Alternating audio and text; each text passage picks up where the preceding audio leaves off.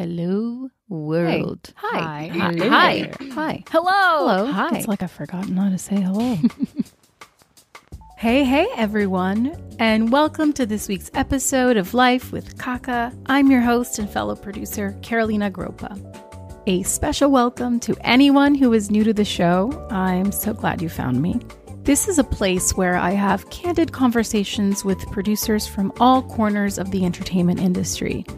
I can't believe this is episode 25. When I embarked on this journey almost 2 years ago, I didn't think I'd get here, to be honest. It's a lot of work, but it is so worth it. Every time I hear from one of you guys telling me how the show is helping you, how this information is invaluable, it just makes all of the hard work behind the scenes truly worth it. Because at the end of the day, that's what I'm here for. I am here to be a conduit to these conversations and to give you, my dear listener, access to these stories and to these journeys of these women and some men who have come before us and have something to teach us. So I'm very stoked to share my conversation with Erica Kay. Erica is a UPM and a producer. She's got a wealth of knowledge thanks to 20 plus years of experience in production on studio films and television. A quick glance at her IMDb will show you the crazy long list of her credits. Some impressive ones to note are Mr. Robot, Eternal Sunshine of the Spotless Mind, one of my all-time favorite movies. If you have not seen this movie, please do yourself a favor. It's amazing. The show Pose on FX, and of course, FOSSE VERDON. I geeked out over that miniseries. I cannot even begin to tell you. I mean, Michelle Williams, Sam Rockwell, Broadway? It's magic. Truly. So this week, given Erica's extensive experience with physical production, she breaks down the different roles in a production office. She digs into how tear jumping comes with a lot of luck and reveals why FOSSE VERDON was her dream job. Thank you so much for being here. And let's hear from Erica. The dirty secret of producing that we spend all day in our pajamas. Exactly. And I thought there'd be like a camera component to this. So I was like, oh, I gotta look presentable to meet this woman for the first time on the cameras. Oh, phew, that's over. Yeah, but it's so nice to connect with you. Thank you so much for taking the time and sharing your story with me and the listeners. It's been a very incredible journey to be doing this and getting to talk to women like yourself who have fascinating careers that are. There's similarities to mine, but obviously very different. And you've been in the business much longer than I have. And you came up in a more, I would say, traditional way as a physical producer. So I'd love to just dig in and hear a little bit of your backstory and, you know, where you came from, how you discovered producing, and when you found out that that was actually a thing that you could do for a living. Sure. Well, I grew up in New York City, but I actually didn't know anybody who was in the film or television business. It wasn't something that dawned on me as a career ever. I had been a sort of non-professional, semi-professional child actress, and I loved that and knew it was not going to be my career, and went away to college and had always been very interested in politics and news and government and thought that I would end up in one of those areas. And this was in the mid-90s when I graduated from college, and Dateline NBC was a very, very big thing. I think it was on 10 different times a week.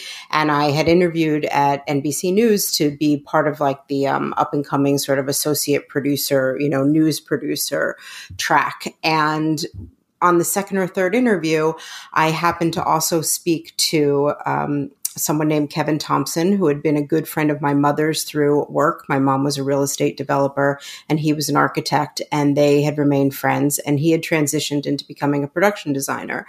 And he had a friend who was looking for an intern on a television show called Central Park West. It was a Darren Starr show.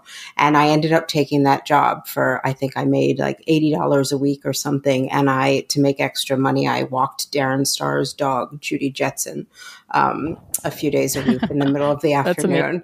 Yeah. So, and that's kind of literally where I started. That was, I think I took the summer off after college and I started that job in the fall. And that was really it. I kind of went from there and just started working my way up in the production office as an office PA, and then an assistant production coordinator and a production coordinator. And I did several big movies as a production coordinator. If I may pause you for a sec, I'm just curious if you could break down for our listeners those varied positions you just described. I want them to understand that that is a very traditional route to grow within the production side of the business into physical production. So just a little glimpse of like what all those different people tend to do. I know it varies greatly among teams. Yeah, sure. So when when you start out as a PA, either on set, a production assistant on set working for the assistant directors, or as an office PA, which is what I did, you work for the production coordinator. You're kind of, the low man on the totem pole, so to speak. And it's 12 hours a day in the production office doing runs to and from set and maintaining the office and the, Xerox machine and all of that kind of stuff, and distribution of scripts and schedules and everything. And the assistant production coordinator, and then into becoming the production coordinator, run the production office for the whole show, and also deal with all of the crew's travel, the equipment, helping the producer and the production manager with whatever they need, helping the crew with whatever they need, organizing when you're on a big show that works internationally. You're unfortunately involved in all of the shipping of equipment and costumes and gear all over the world, which was always one of my least favorite tasks. Good times. It's always like a major panic attack. And you're kind of the, sort of in some ways, the heart of the production and like the service center, I think, of the entire production. But you're not on set, and you very, very rarely go to set unless you happen to work for somebody who really, I think, takes the time to invite you out of the production office. I think it's important to note that it's a very admin heavy kind of job. It's a lot of paperwork. There is some, logistics, and you are really like the right hand, like you mentioned, of the production manager and the producer, an extension of them really. But yes, you really are confined to the office. It's a office heavy job. And the important thing to note is I've been on shows where if you have overnights or you're shooting non-business, traditional business hours, oftentimes the coordinator is even more at a distance because they are working those business hours. And it's like this total disconnect from the rest of the team. It can make you feel a bit excluded from the process. Agreed. Yes, that is true. Yeah. And that's something I think I sort of started to feel that a little bit when I was the production coordinator on Eternal Sunshine of the Spotless Mind, the Michel Gondry movie. One of my favorite all-time movies. Thank you. Me too. And an amazing film to work on in every possible way. And very difficult for everybody. I mean, everybody's job on that entire show was very difficult. The costume designer, Melissa Toth, had a hard job, and she's still one of my really good friends to this day. And we've worked together recently again. And I'm still friendly with the person who was the production manager when I was the coordinator, Ray Angelic. And it was a wonderful, wonderful job.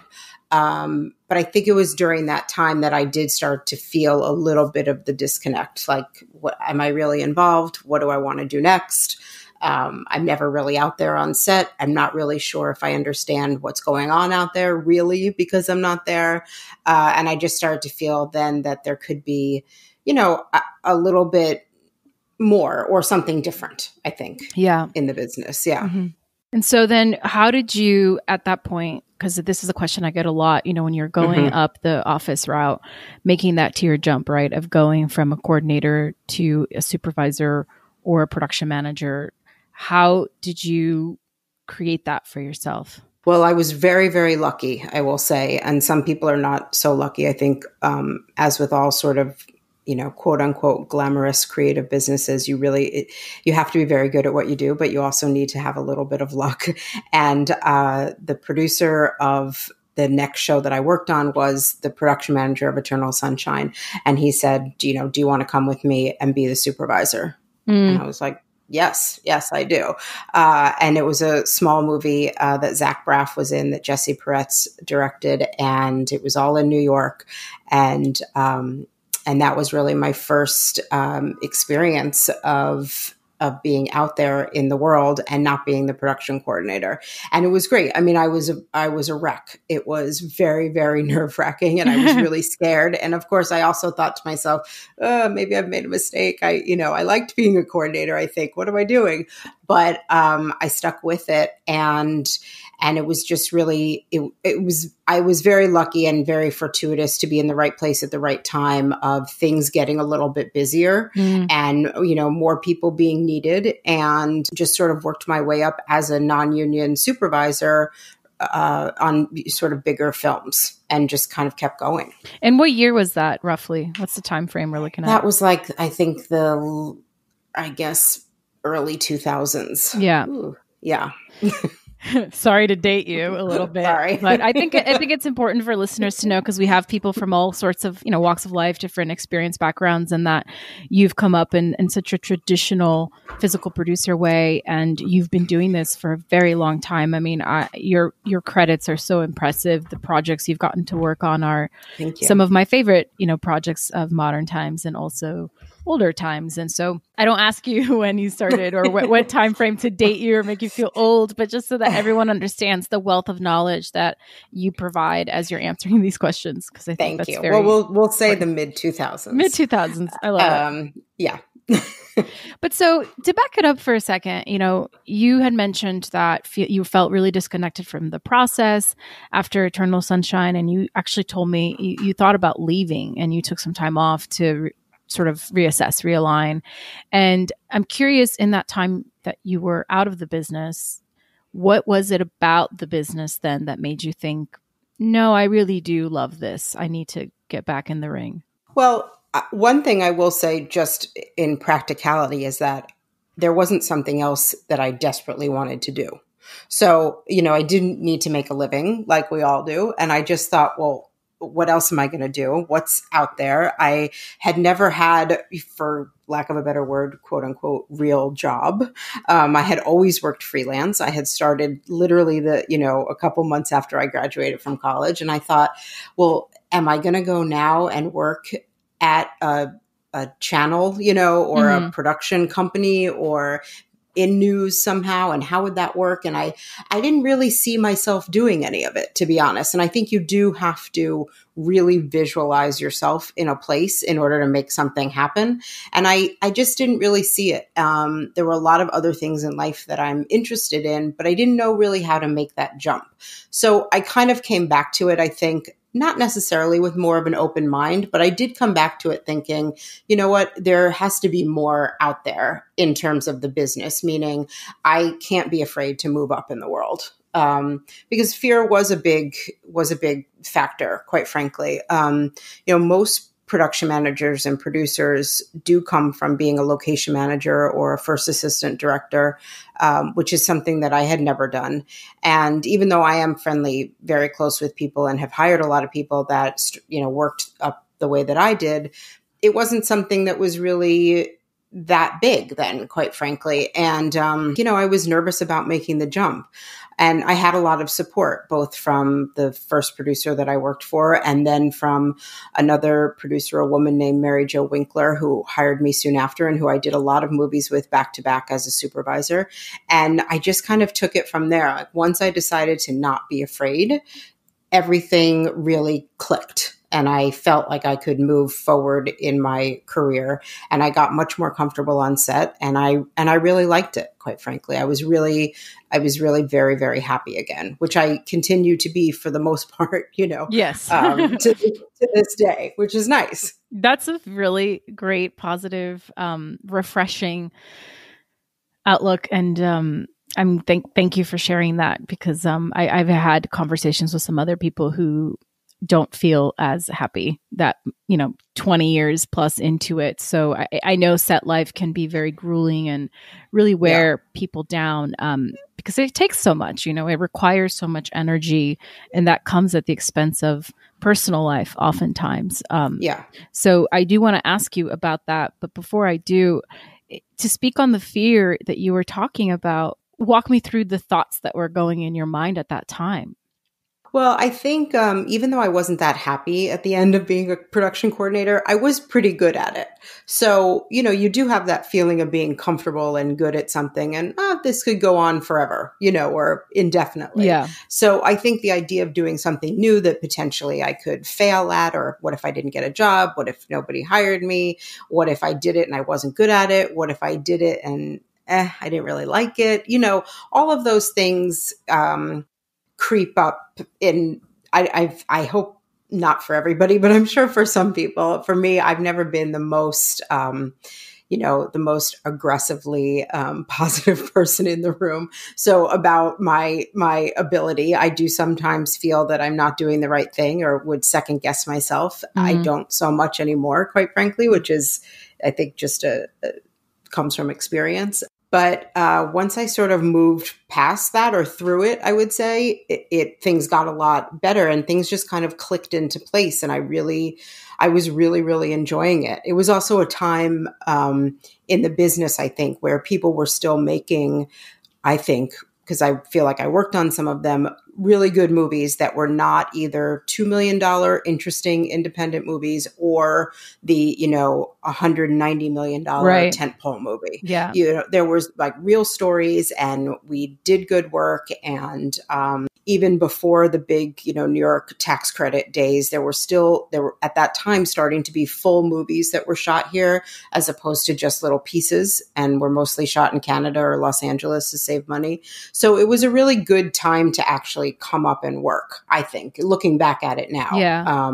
There was less product then, but in my personal opinion, there's a little bit too much product now.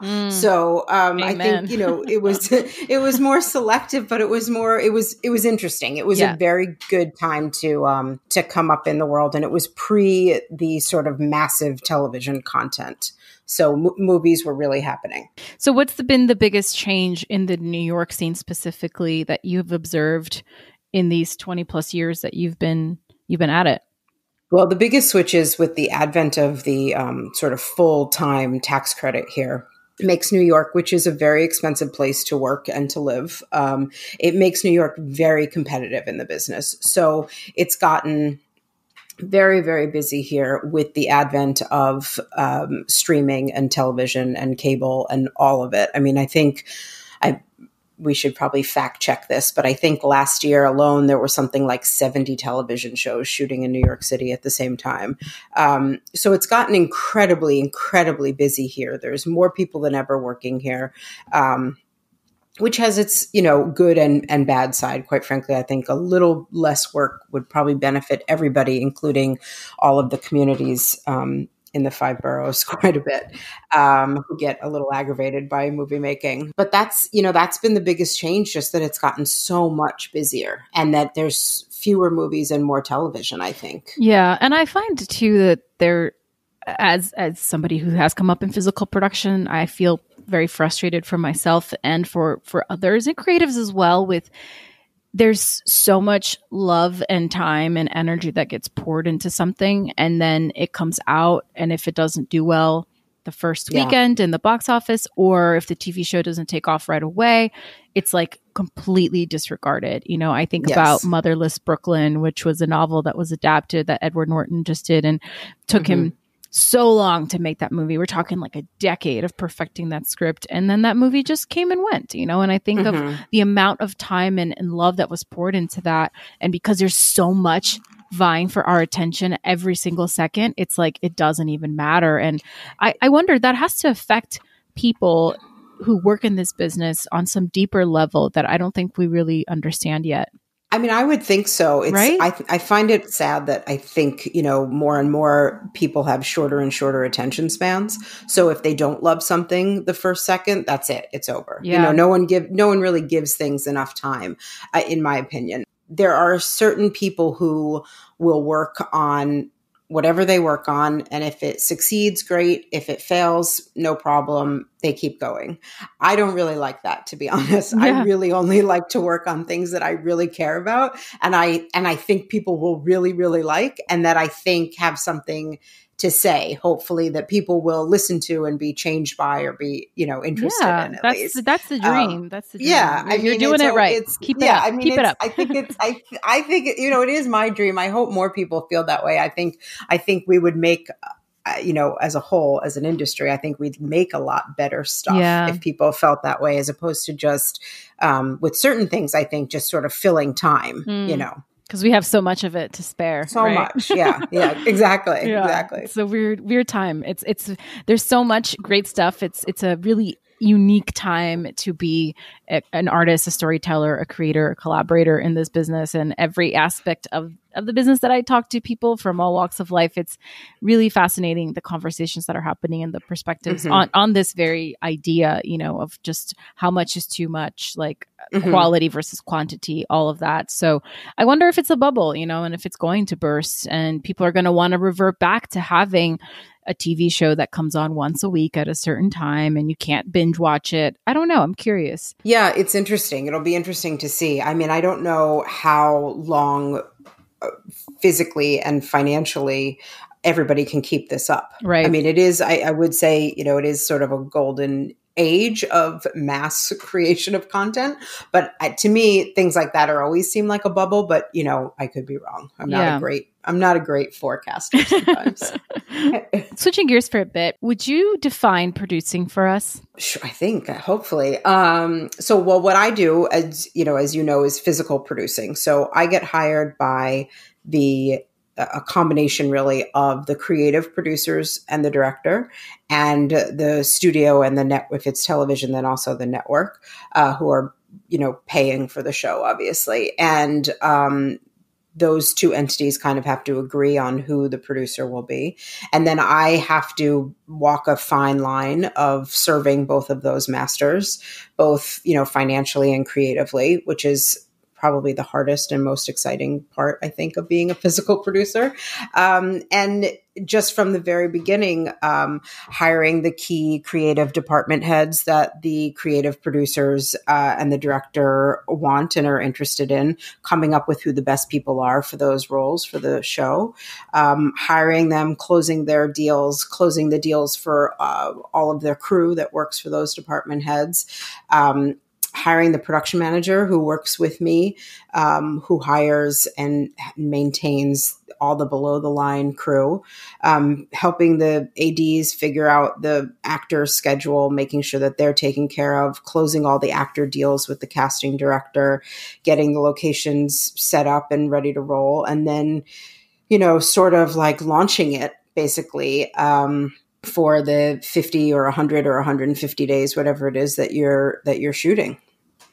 Wow. So that's essentially, you are a UPM line producer combo. Is that correct? Yeah. I work lately with someone named Kevin Muller, who is a non-union production manager, basically. And so I'm in the Directors Guild, and I normally fill the Directors Guild position of the production manager. But I have to, there's so much sort of above the line kind of stuff with the director and the producers and the actors and all of their, stuff and their managers and everything that has to be done, that some of the production management below the line stuff goes to the production manager, who deals with everything every minute of the day and signs all the payroll and signs all the invoices and all that kind of stuff. So we just take to really make it, happen. Yes. That's very thorough. Excellent explanation. I get this question so many times. I'm not in the DGA, but people are very confused when they're starting out, or even within the business, within the differences between a non-union sort of supervisor, production manager, and then somebody who has to be hired to fill the requirements for the DGA for the union. And so will you speak a little bit to that? Right. So the Directors Guild is directors, but also production managers, assistant directors, location managers, stage managers for live television kind of things, news and stuff like that. And there's a few different paths depending on if you're on the East Coast or the West Coast of how you get in. The way that I got in, because I was never a set PA, and the way that a lot of people get in is they work as a set PA and they work their way up to making 600 days of work on set. And through that, they then do what what you call your book. You put your book into the DGA, and you get in as a second assistant director, and you move up from there with more and more days that you accumulate. And I did not work on set. I had been hired, as I said, as a non-union supervisor. And the way that I got in New York, the Directors Guild has this great program for affirmative action for women and minorities who, if they are offered a job as a DGA category, if they're offered a job and given a deal memo and a show, they can get in. They pay, we pay a huge fee to the Directors Guild and do the paperwork, and everybody sign. You have to get three, normally mentors or colleagues, to sign a little affidavit basically for you, and you send it in, and it takes some time, and you get in, which is how I got in, because I had been working back to back as basically a non-union supervisor for a producer who was in the Guild. So she took the Guild position also. And we had done a bunch of movies together, and I loved working with her. And she had been offered another movie at a studio that I really wanted to do. And I'd worked for the studio before. And I said, listen, I really want to do it, but I would like to join the Guild. And will you guys be willing to give me the deal memo and hire me Guild so I can join? And they were, which was fantastic. Yeah. And that was many, many years ago now. And then I just started working as the true production manager on several shows, sort of back to back almost after that, which was really great. And it's a great honor, quite frankly, to be in the Directors Guild. It offers a lot of good things for your quality of life and your healthcare and all of that, to be perfectly frank. Yeah. Yes. We've talked on the show. I've talked to some other UPMs about how, DGA has some of the best healthcare of all the unions. And there's so many benefits to being in that part of the Guild. But one of the things that I think it's when people look at the credits and anything that is backed by a studio or a network or these larger entities that are recognizable, they will always have to be a DGA show. And so a position like yours that is union is necessary. So if you're a person who dreams of being a physical producer at that level, then that is a path you should consider looking into. Conversely, as a physical producer who's been more in the indie space, there is a way to still be a physical producer and essentially take a UPM title on non-union shows without having to be in the DGA. And the job really is the same. It's just the healthcare and the rate really is kind of like the biggest ding, but not, I've learned that going the DGA route isn't for everybody. There's a lot of physical producers who don't see the value of that, who don't necessarily want to put in the amount of days and time that it takes to get to that, which is a minimum. From what I understand on the indie space, it's about 10 years of working all the different projects you need to work to get your days, to get on all the lists. And so it is a longer road, but I think for anyone listening who is young and wants to potentially pursue that path, I think it's a viable, wonderful path that whether or not you pivot to something else later down the line, you always have that in your back pocket, and it's a great thing to have for sure. Yeah. I mean, for me, I do think it's a great thing to have. And I think that there's a lot of different paths in this business and a lot of different things to do in the business. For me, this was really the only thing I had ever done, studio system film, basically, and some TV early on, not like now, which is pretty much only TV for me the last few years. But I had never worked on documentaries or lower budget independent movies or things like that. It just wasn't something that I knew, really. Yeah. So to be here, this was really the best, it's the best outcome. It is really, when you're in the part of the system that I was in, it's where you want to get to, both for your just, God forbid, retirement out there in the world. And all of that stuff. It's just like, it is working towards a bigger goal, which works well. Yeah. I think quality of life is, as you touched on, that is a huge factor here. And a lot of people drop out because, like I mentioned, production is very intense. It's very consuming. And if you are constantly working for, okay rates and you're not necessarily being able to save or put money away for retirement, it can wear you down, and it can be a sort of existential life crisis of like, okay, how do we get out of this if this is how it's going to be? And again, like having come from the other side, I know a lot of people who've been faced with that question, especially women who want a family and want these things and don't really know how to necessarily pivot, into that and creating that space for their lives. Yeah, it's not easy. Yeah. It's it's a lot of hours in the day. Yeah. And when you're not working, it's, will I ever work again? Yeah. What am I doing to get the next job? Is that the right job that I want? I find it very all consuming, which I kind of like, to be honest. I could pretend to complain about it. There are certain things to complain about, but I do like that sort of all consuming aspect of it. But not always, and not everybody does. Yeah. What is it that you like about it? The all consuming aspect? I think, it's a really nice, in some ways, sort of family to be in. I would say I do have times where I think, God, I don't know anybody who's not in this business anymore. I actively have to seek out people who are not in this business, which I do and have done in the past, sometimes to greater lengths than others. But I do like it that it's just sort of, your life and your lifestyle. I do like the freelance lifestyle aspect of it, to be honest. I think, as I said, 15 years ago, I thought I had a crisis of what am I going to go do, have a real job, and I do sometimes have that now too. I think, God, I'm so happy that I don't, get up every day and go to the same place and, work at a nameless, faceless company.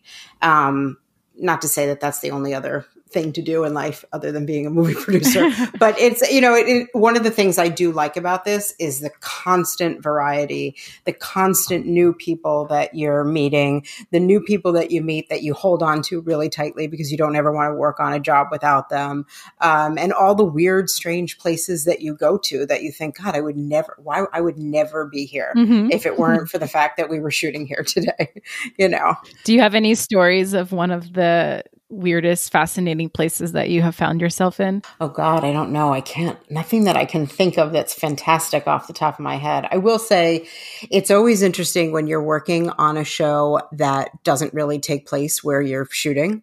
So, because you really seek out these interesting things. And if you're lucky enough to work with a great location manager who really, really, really scouts everything out, it really makes all the difference. When I did a movie called Salt with Angelina Jolie that Philip Noyce directed a long time ago, so much of that movie took place outside of the United States.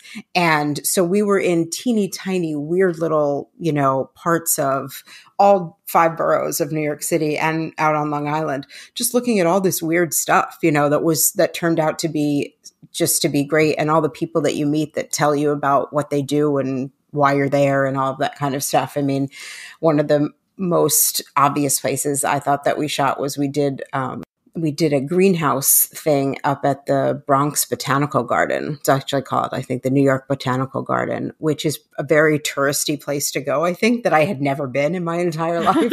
So, and you're like there with all these weird bugs and butterflies and orchids, and you just thought, well, this is really cool. Like I would never think to come to the Botanical Garden. And so, there's cool stuff like that when you end up there and, great restaurants and little streets and all these kinds of things that you've never gone to. I do really appreciate that. And it makes the, 14 hours a day and getting there at 5 o'clock in the morning worth it.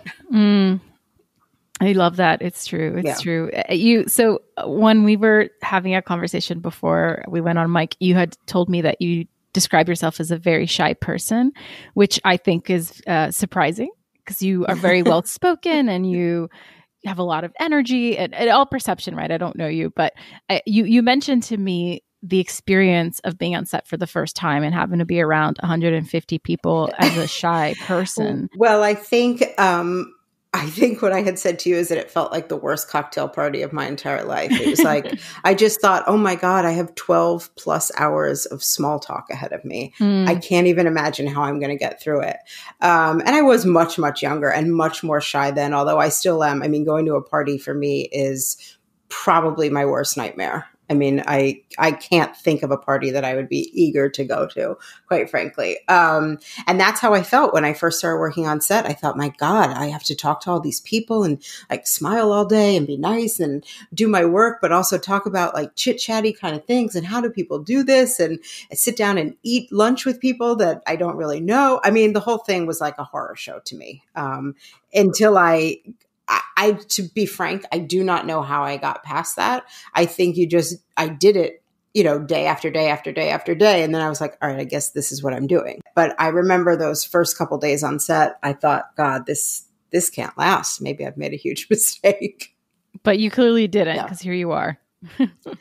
Thriving. Here I am. I will say, who knows? I will say, I do have feelings like that. Certainly when I meet new people, I think still, just because it's the antithesis of my nature. And I think, if you had told me that this is what I would be doing for a living, I never would have believed you as a child, because it is a lot of talking with people and new people every single day, which is really, really cool after the fact. But for that first moment that I'm in it, I just think, oh God, I have the, dread of having to be very outgoing, which is not really my forte. Will you speak a little bit on when you have experienced career lulls and hurdles? If you could describe some of those times and how you got through it, what kept you going? The biggest one and the most really important one, because it's ended up working out and it's where I am today, is when I really stopped being a production coordinator and just thought I need to take some time to figure out what I wanted to do. And as I said, I really I didn't do anything else, to be honest. I didn't go out and get another job. I didn't for several months before I kind of came back into the business, because I couldn't figure out what it was that I wanted to do. Mm-hmm. And I did finally realize, I think during that time, well, I want to move forward in the business. So how do I do that? And once I, came out and said it, admitted it, whatever, that's what I did, which was good. I'm lucky enough that I did not have, I really was given the opportunity of a lifetime coming from being a production manager to my first job as a producer, which is a few years ago now, but almost 3 years ago now. Which project was that? That was for the pilot and then the first and second season of Pose with Ryan Murphy, who I had known from several years before on The Normal Heart with HBO. Yes. And I had tried to stay in touch with him off and on. And when I read about Pose, I had emailed him and his assistant and said, wow, this sounds really great. And if you come to New York and you need any help, let me know. And his assistant, Sarah, called me back and was like, hey, Ryan wants to talk to you. And I was like, oh, okay. And then next thing I knew, I was basically being offered the job of producing the pilot. And he was directing back to back the pilot and the second episode. And then that got the pickup and went right into the first season a few weeks later. So I didn't have that kind of anxiety between those two, shifting from production managing to producing, which is amazing. And I'm incredibly thankful for it. And now I kind of feel like I'm in a little minor pocket of, what's next? Yeah.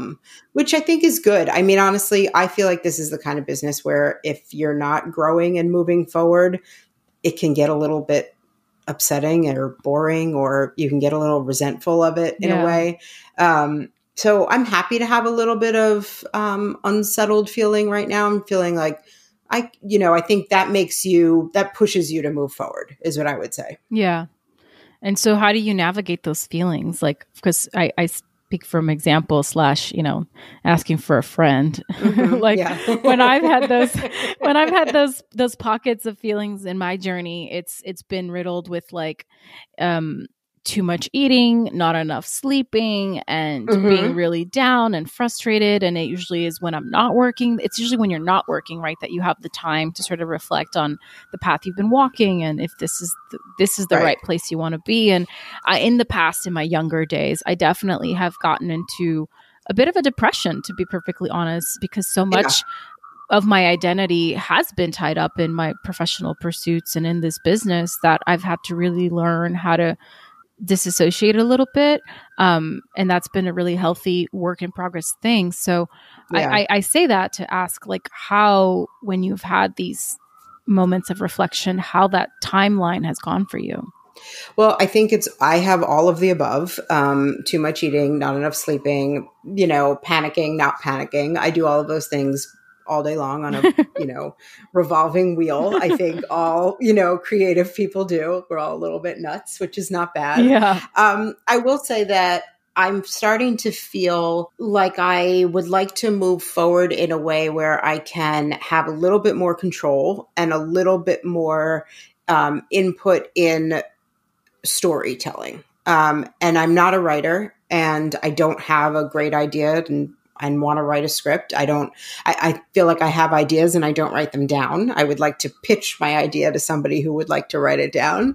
But I just feel like I want to be very careful about the kinds of shows that I work on and who I work with, both for and with, I would say, and try and just expand a little bit, every day, just try and do a little bit something that's more, if there's something I don't understand about visual effects and it's something I just see all the time and I have to just, write a check for or organize a meeting for, I'm trying to make a more concerted effort these days to actually not do that as the default and to stop myself and say, you know what, I want to understand exactly what this means and why we're doing it and how we're doing it and how people used to do it and why we don't do it that anymore, and just try and learn a little bit more. I'm trying to be that way. I think about little bits of everything in my life. And obviously work is the way that I spend the majority of my life. So I feel like it's a good time right now personally for me to open that up in work, which is what I've been trying to do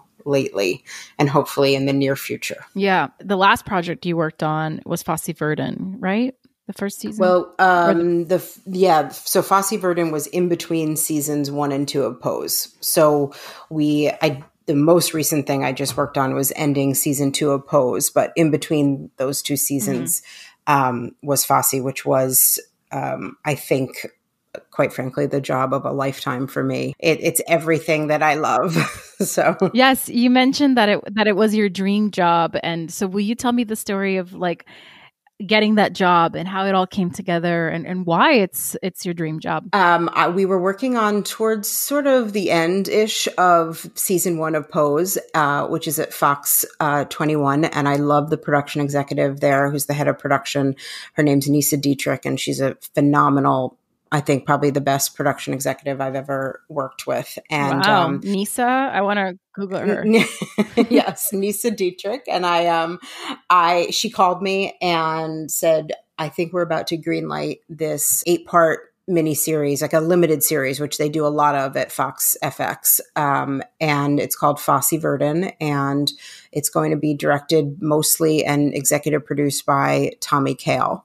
And I was like, Tommy Kail, who is the original director of Hamilton. Yes. And it was being produced by Tommy and Lin-Manuel Miranda, and Stephen Levinson was writing it, who wrote and producing it. Stephen, who wrote Dear Evan Hansen, among other things. And I just thought, well, that sounds fantastic. And dancing and singing and Broadway and all of my favorite things and everything that I did as a child. And I was like, yes, please sign me up. And I met with Tommy and Stephen, and we had a great conversation. I think we only talked for probably half an hour. I walked out of there and I was like, God, that was really great. I would love to do this show. I'm never going to get it. I don't have enough experience. It's really big. It's difficult. And 15 minutes later, I got the job. And I literally almost fell out of my chair. And I was like, trying to act all nonchalant. And I was sure. You're like, yeah, I'll check my calendar. I mean, I guess so. And it was really, and it turned out to be, I would say, it was a very, very difficult show in ways that I hadn't really expected, in terms of the casting and the deals and everything, and the sort of pre-rehearsals and far off, organization of all the dancers and the singers and the pre-records and the music. And, but it was amazing. It was, I think, bar none, the greatest group of people, that I've ever worked with, both as the creative producers and Tommy and the 3 other directors that each directed an episode, who came in, who were also great, and RAD Deanna Leslie Kelly, who basically ran the entire show. We just had a great time making the show. Yeah. And really great actors and very, very, very intense. And it was really led, honestly, by Tommy, who made all the difference, I think, in making it such an incredible experience, because it's difficult to do a period show. We did it. We shot for 83 days, 8 episodes, and it takes place, from 1940s Chicago to 1980s DC. There's parts in Munich, there's parts in Majorca, there's DC, New York. Los Angeles, Chicago. It's extensive, and I think every single human being on that show, top to bottom, did an incredible, incredible job. Yeah. Which is really the only way to get through something like that. And not just get through it. That's really not a nice thing to say. I really feel like people thrived. I think you can feel that. I watched the whole series. I loved it. Anything Michelle Williams and Sam Rockwell do, I'm all in, whether it's together, especially. I just loved it. I thought it was so well done. And I didn't know much about their story. So not only was it well done, but also truly informative, of what went down, and just a beautiful, stylized, poetic way to get you into that story. But I often believe that when you have that kind of magic behind the scenes, it gets imprinted on the screen, and you can feel that. You can feel when something is magical, and that everyone from the entire sort of extension of the team down to your PAs really, I'm sure there were challenges, but everybody really wanted to be there and show up and do their best no matter the challenges. And I can feel that. So I agree. Kudos to you guys. Thank you. I appreciate that. And I will say that this was, for the first time in a really long time, this was the first project where, when people started to see it, I got calls and emails from people who I hadn't spoken to in 100 years, people that were connected to me via 6 degrees of separation, who emailed me or called me to say, I'm so in love with this show. I can't believe this show. The show is amazing. Yeah. It's the nicest thing in the world. That really never happens. And I think, and they too, as, outsiders, really felt it, coming through to them, which is so nice. That's honestly, thank you. It's, I think, the nicest compliment that anybody could give, really, because it was really, really tough, I think, on everybody in some ways. But we were led by a director and producers who really cared about people enjoying their job and enjoying their, as much as possible, 12 hours at work.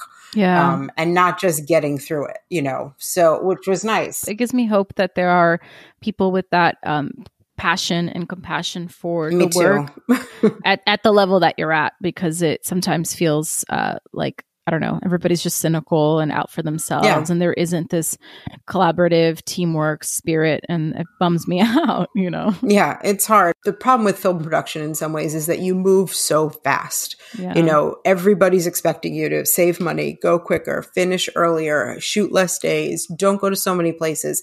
And you fight that a lot. And you win some battles, you lose some battles, but you're constantly going and going and going. And I think sometimes we forget to take a second and appreciate what we're doing, and maybe also take a second and think, well, maybe we could do certain things a different way and we wouldn't have these problems. Mm-hmm. And I feel like a lot of us, I think, learned a lot on that show, which was really nice. And I'm, hoping that I feel like I put certain things towards the season 2 of Pose, which we started shooting the day after we wrapped FOSSE, which was an incredibly difficult time for all of us. Gosh. A lot of the same crew and everything. Everybody was exhausted, but I feel like we put some things into practice that I hope to, take a little bit further. I think, I like everybody to come to work and work seriously, but also have a good time. Yeah. I feel very lucky that I don't get up every morning and go sit in a cubicle somewhere.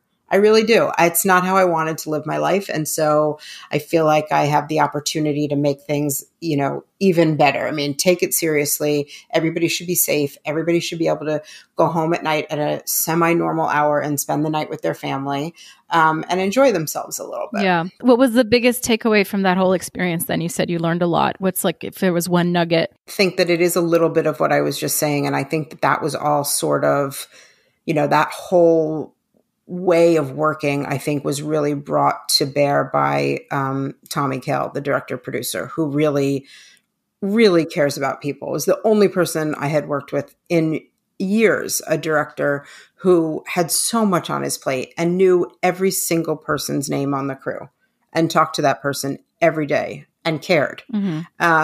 Just bringing a little bit more humanity to, I think, instead of rushing through, like I said, I feel like we are always rushing. I think that was really the biggest takeaway of that show. I think we can do better, all of us. And it really, and I do mean all of us. I honestly think everybody on the crew should step up and do a little bit better in that way, not just the people at the top. We can affect change in a big way, but we're not the only ones. So I think everybody really came together and worked really well on that show. And it was admirable. Well, that's amazing. How do you feel that producing has shaped your identity? Well, I think, I would be lying if I didn't say that I find it exciting. When I meet new people and they say, "What do you do?" And I tell them people think it's so exciting and glamorous. Like, I kind of like that. I will be honest. I think, it's made me, I think, learn about a lot of different things that I would not have normally learned about or want to learn about necessarily. I would be more than happy to work on a movie about, a space shuttle that I know absolutely nothing about. But to be able to dive into that, I think would be amazing and exciting as well. So I think it's made, I think working in this business has made me very curious, which is nice. And that makes me a better, more well-rounded person in general. But I don't know how else necessarily it shaped my identity, which is weird to say because it is really what I spend the most of my time doing. So it's unfortunate that I don't have a better answer for that. I'm sorry. No, I think your answer is great. I love asking this question because the response is always so unique to that person and it's all valuable. So it's good, Good. So one of the themes of my show is to really talk about the messy parts of life as it pertains to producing and how so much of what we do can sometimes be perceived as glamorous because you get to, people get to see the 1% of the time where you're on a red carpet or there's a success, the outward success, but so much of the actual process, to bring it back to the beginning of the episode, is people in their PJs, figuring it out and not having showered and not eating right. And just, it's a very messy process all the way. So how do you manage that for yourself? How do you practice self-care? How do you find time to take care and nurture yourself to have the energy to suit up and go to battle, so to speak? Yeah, it's not easy. I will say that. I don't think I'm very good at it, honestly. I wish that I had more hobbies and interests or something where I could, and I don't even know if this is possible. I don't really ever believe people when they say it's possible, but to really turn your mind off from work. Yeah, whoever has the secret, please let us know if you're listening. Yeah, I would love to know it. I will honestly say that it's only in the last few months of my life that I stopped sleeping with my telephone plugged in next to my bed. And that has made a huge difference in my life, as absurd as that sounds. But I like taking a lot of time off, to be honest. Last year, I worked, I think, almost with the exception of maybe 25 days. I worked almost every single day of the year. It was the first time I'd ever done that. And it wasn't good for me. Honestly, it's been, I feel like a rough road back to becoming a normal person again. Some people thrive doing that. I think when I'm in it, I feel like I'm thriving. I feel like when I'm working and I'm doing a million things at once, I feel like I could also get out there and cure cancer as compared to when I'm not working and I'm like, oh, today I have to go to the mailbox. Right. God, I don't know, and it's like, all I or could nothing. Obsess, Yeah. all or nothing. Yes. Yes. But the truth is that I do really relish my time off and I do relish doing a little bit of nothing with my time off. I love the beach. I'm a big beach person. Nice. And I try and be away every weekend and really as tuned out as humanly possible to a lot of the noise, and only let in the emergency. Emergencies happen on a Saturday. Someone gets sick. an actor missed their flight. You know, there's all those things that happen and you have to work and you get through it. Yeah. But there's all the other like needling little stuff. I'm like, oh God, did I do this? Have I called this person? I really have made a concerted effort lately to shut all of that off. Yeah. I make myself a list on Friday and a list on Sunday. And I'm like, this is tomorrow morning. This is what I'm starting the day with, as opposed to like doing it in little bits and pieces all weekend long and making myself nuts. Wonderful advice. Yeah, I would say that's like not a very exciting piece of advice, but it has been working for me a little bit better, which is not to say that I'm not like, you know, waking up in the middle of the night in a cold sweat sometimes that I've forgotten something. I mean, we all do. Yes. So yeah, exactly. What can I do? So glamorous. Yeah, okay. So on the topic of advice, and this will be my last question, you know, what advice would you have for someone listening who is at any point in their journey? Age is sort of irrelevant, but they're at the starting point of wanting to get into the business and producing. Perhaps they do listen to this and think, okay, physical producing, that's my jam. That's what I want to do. I know you came up at a different time. I'm curious, with the way the landscape is today, what advice you would give to that person?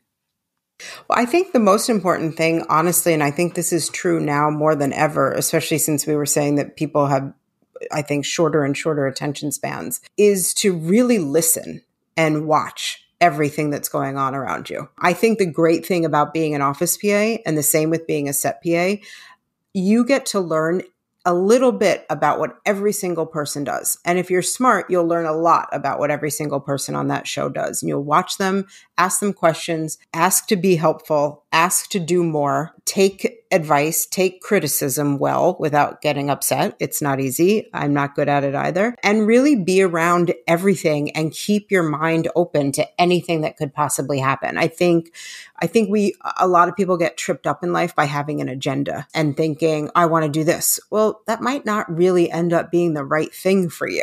And it might not happen for you. And that might be okay. There might be something else that's better. I think you really need to be open to your surroundings, open to people. And I would say to people who are not starting out and are in it for a while, that we should also be more open to other people coming up and helping them figure out what they want and giving them an opportunity and letting them, you know, see what it's like. I think we all need to be a little bit more open to one another. Yes. Is what I would say. And that's my goal with the show, is that hopefully people can listen and gain some insight and understanding, hearing your story and really use that to inform their journey, you know, and mentorship is hugely important to me. And I have learned that doesn't necessarily look like, you know, we're getting coffee once a month and talking about our goals. Like this is mentorship. Like you're mentoring me right now and learning. You're just a little, you know, an hour of your time and a little bit of insight into your journey is hugely helpful to me and hopefully to others who are listening as well. Thank you. Yeah. I mean, I think it's different for everybody. I mean, I'm not the best person in the world to take somebody under my wing. You know, I don't know that I'm very good at it, but you know what I really like? I think it's really great when someone says,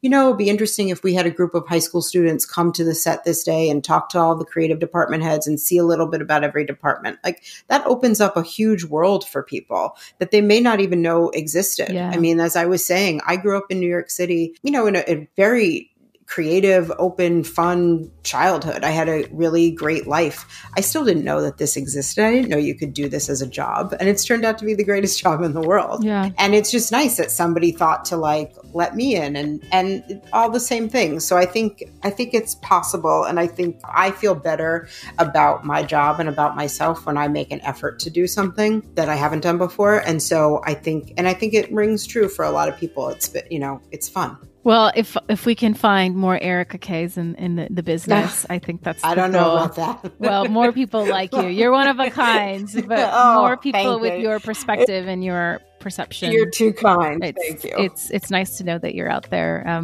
doing good work. So thank you again for being a part of the show and talking to me and sharing your story with me and the listeners. I'm so grateful that you took the time to share this space with me. Thank you so much. Thank you for contacting me. I really appreciate it. Of course. Really helped me get over my shyness. Yeah, you did great. Thank you. You're very well spoken. That's why I was like, is she really shy? She's so well spoken. Thank you very much. And And that's this week's episode. Thank you so much for tuning in week after week and doing this life thing with me. I see you. I recognize you.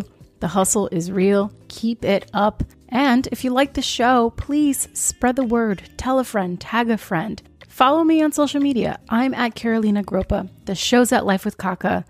Would love to hear what you think. And I'll see you next week. Beijos.